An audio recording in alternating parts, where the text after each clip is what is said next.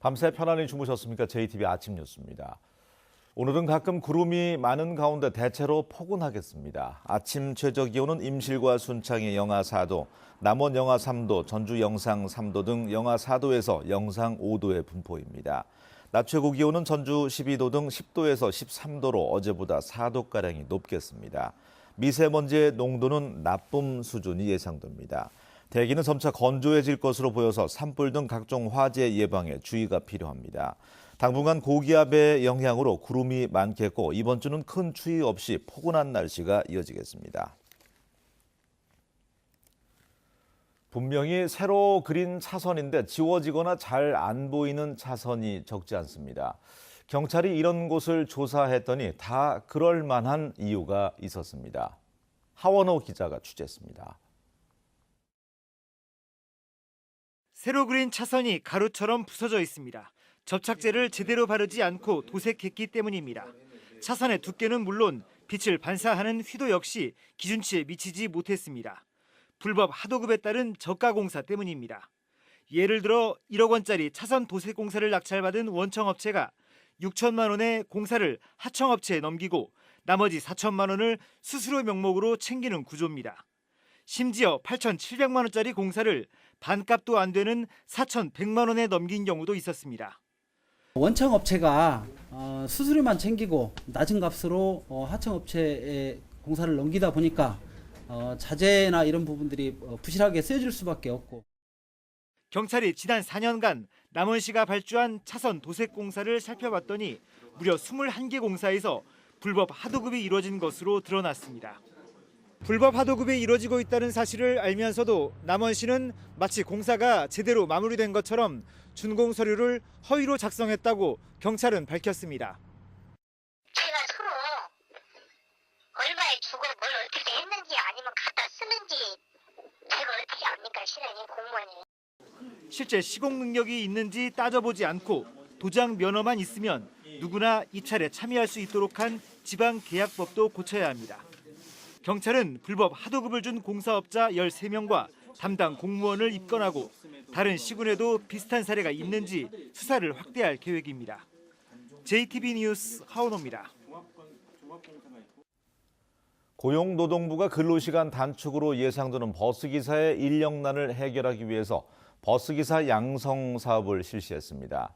하지만 교육생들은 취업이 가능하지도 않은 교육을 받느라 시간만 허비했다며 분통을 터뜨리고 있습니다. 송창용 기자입니다. 고용노동부가 주관하는 대중교통 운송인력 양성 사업의 홍보물입니다. 현장 연수부터 채용 연계까지 원스톱이라는 안내 문구가 들어있습니다. 권재혁 씨는 채용 연계라는 말을 믿고 6월부터 2달 동안 교육을 받았습니다. 그러나 전주의 시내버스 업체에서는 전혀 예상하지 못한 답변이 돌아왔습니다. 수료자들을 채용할 계획이 없다.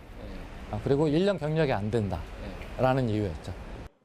버스업계는 채용 조건으로 운전 경력 1년 이상의 자격을 요구하기 때문에 애초부터 이 교육만으로는 취업이 어려웠던 것입니다. 사업 자체가 진행되면 안 됐어야 될 사업이다. 이렇게 되는 거죠. 결국 세금 낭비고 희망 고문만 한 것이다. 대중교통 운송인력 양성 사업으로 전북에선 6억 8천만 원이 투입돼 6월부터 151명이 2달 동안의 교육을 받았습니다.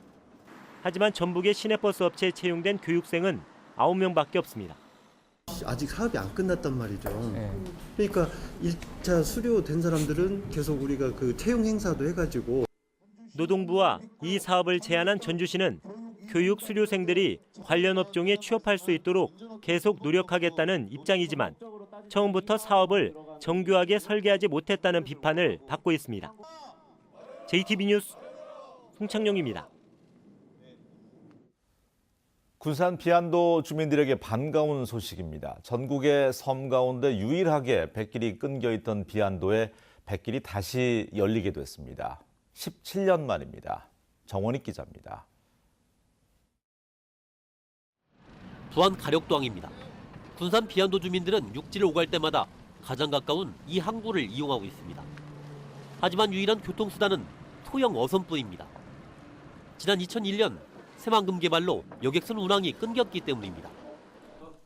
비안도 주민들의 수건이 풀렸습니다. 어업권 갈등으로 여객선 운항을 반대해온 부안 어민들의 동의를 얻으면서 뱃길이 열렸기 때문입니다. 죄송합니다. 빨리 저희들이 용단을 내리셔야 되는데 그동안 첨예한 대립 관계로 오늘까지 오게 됐습니다. 여객선은 빠르면 내년 8월부터 운항을 시작할 것으로 보입니다. 배 건조비와 매표소 건립비 등 모두 5억 원의 예산이 투입될 예정입니다. 한 10여 년간 갈등이 심했댔는데 앞으로는 이걸 계기로 해서 아무로 다시 옛날로 돌아가서 같은 형제처럼 그렇게 잘 지낼 수 있도록 이번 합의는 권익위원회를 통해 관련 기관과 어민들이 조정서에 서명하면서 이루어졌습니다. 도서 지역 중에 해상 교통이 없는 데가 여기밖에 없었다는데 이제 안전한 해상 교통길이 열렸다는 데서 개인 소유의 소형 어선에 의지해 거친 바다를 오가던 주민들의 위험한 항해도 이제 끝이 보이고 있습니다. JTB 뉴스 정원익입니다. 산업통상자원부가 새 업무 보고를 통해서 자동차 같은 주력 산업이 침체된 지역의 산업 활력과 일자리 대책을 내놓았습니다. 전북은 수소 상용차와 중고차 수출 산업을 키우기로 했습니다. 권대성 기자가 전합니다. 현대차 전주 공장이 있는 전주가 버스와 화물차 등 수소 상용차의 생산 거점으로 육성됩니다. 산업부는 생산 물량과 판로 확보를 위해 시내버스 2,000대와 더불어 전경버스 800대를 순차적으로 수소버스로 바꾸기로 했습니다. 또한 청소차 등을 수소차로 바꾸는 사업을 시범 추진합니다. 미래 자동차의 모델을 할 수 있는 수소 상용차를 전주에 선점할 수 있는 정부 정책이 발표됐다는 게 긍정적인 평가라고 할 수 있습니다. 자동차 수출 전용 부두가 있는 군산항 주변에는 중고차 수출 전문 단지가 만들어집니다.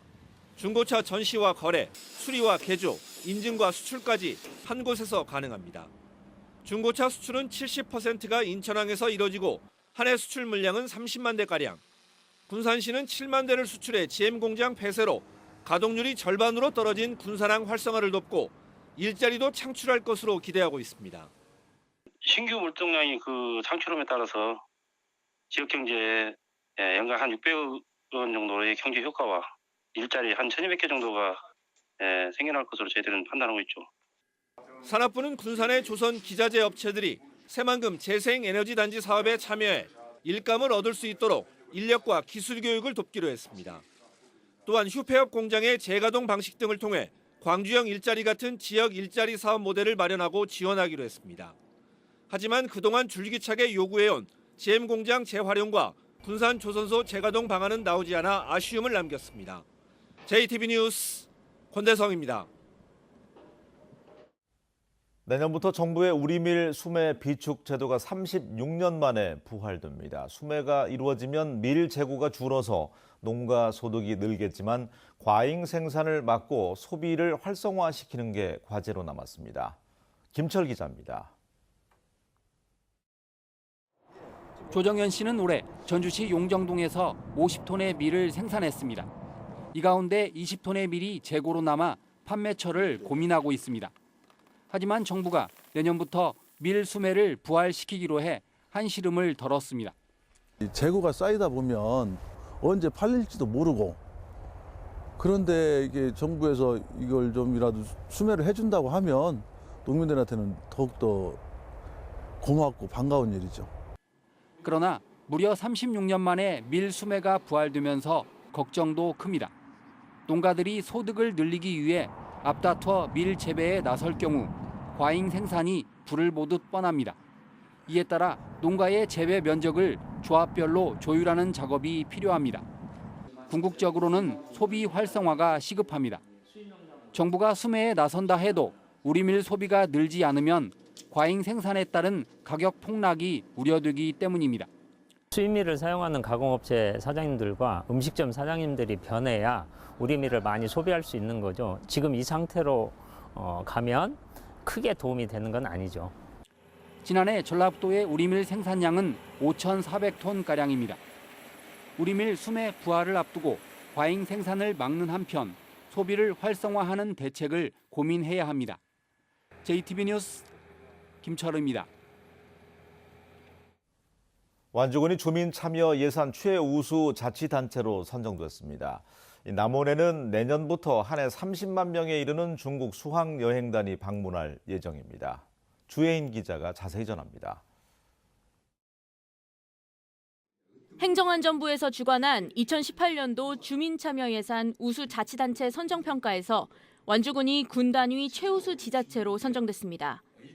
완주군은 어린이 청소년의회, 청년정책 네트워크단과 함께 지역 여건에 맞는 주민참여 예산제를 발굴하고 운영한 점이 좋은 평가를 받았습니다. 내년부터 한 해 30만 명에 이르는 중국 수학여행단이 남원을 방문합니다.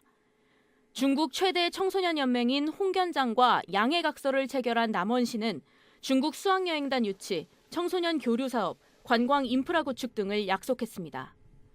순창군이 결혼과 출산 장려를 통해 인구 늘리기에 앞장섭니다. 순창군은 개정된 조례를 바탕으로 내년부터 혼인신고자에게는 결혼 장려금 500만 원, 고등학교 졸업 후 같은 해 대학에 진학한 학생에게는 축하금 200만 원을 지원할 계획입니다. 고창군이 6차 산업인 농생명 식품 산업의 발전을 위한 학술 대회를 열고 방안을 모색했습니다. 이날 행사에는 100여 명이 참석해 귀농귀촌, 축제, 음식, 관광 등 4가지 주제로 다양한 의견을 공유하고 논의했습니다. JTB 뉴스 주혜인입니다. 사만금 지방환경청이 잦은 가스 노출 사고로 논란이 된 오시아의 군산 공장에 대해서 합동 점검을 벌인 결과 모두 43건의 위반 사항을 적발했습니다. 환경청은 유해 화학 물질 누출 등 4건을 고발하고 유독성 물질 관련 시설 고장 등 나머지 39건에 대해서는 개선 명령이나 과태료 처분을 내릴 계획입니다. 또 사고 방지를 위해서 CCTV 설치 미비 등 위험 요소 80건에 대해서는 개선을 권고하기로 했습니다. 민중당 전북도당은 법원이 통합진보당 국회의원 사건 재판에 개입한 판사들에게 솜방망이 처벌을 했다며 강력하게 비난했습니다. 민중당은 징계에 회부된 판사들이 재판의 개입과 판사 동향 보고 등 반헌법적이고 반민주적인 사법농단을 저질렀는데도 처벌은 정직, 감봉, 무혐의 결정에 머물렀다며 사법 적폐 청산에 대한 자정 능력도 의지도 없음을 보여줬다고 주장했습니다. 민중당은 사법부의 태도를 강력하게 규탄한다며 적폐 판사의 탄핵과 사법 정의를 세우기 위해서 끝까지 싸우겠다고 말했습니다. 도내 주요 어촌과 어항 개발 사업에 581억 원이 집중 투입됩니다. 전라북도는 정부의 어촌 뉴딜 300 사업에 응모한 결과 군산 무녀 2구항과 명도축, 고창 동호항, 부안 대리항과 식도항 등 5곳이 선정돼서 수산과 휴양시설을 조성할 수 있게 됐다고 말했습니다. 어촌 뉴딜 300 사업은 어촌과 어항을 통합 개발해서 해양 관광을 활성화하고 어촌의 활력을 도모하기 위한 것입니다. 전북교육청이 오늘부터 열흘간 정시 지원 수험생을 위한 1:1 대면 상담실을 운영합니다. 도교육청 7층 진학지도실에 마련된 정시지원 대면 상담실은 32명의 일선학교 진학교사들이 참여해서 오후 2시부터 밤 9시까지 선착순으로 진행됩니다. 군산과 익산 지역 수험생들을 위한 대면 상담실은 각 지역 교육청 내에서 내일부터 이틀간 진행됩니다. 이웃집 여성을 살해한 용의자로 지목된 남성이 경찰 추적 8시간여 만에 숨진 채 발견됐습니다. 정읍경찰서는 어제 오후 3시 반쯤 정읍 한 저수지에서 살해 용의자 63살 A씨의 시신을 발견했다고 밝혔습니다. 경찰은 이날 아침 정읍시 상동 A씨 윗집에 살던 59살 여성이 숨진 채 발견되자 A씨를 유력한 용의자로 지목하고 추적해왔습니다.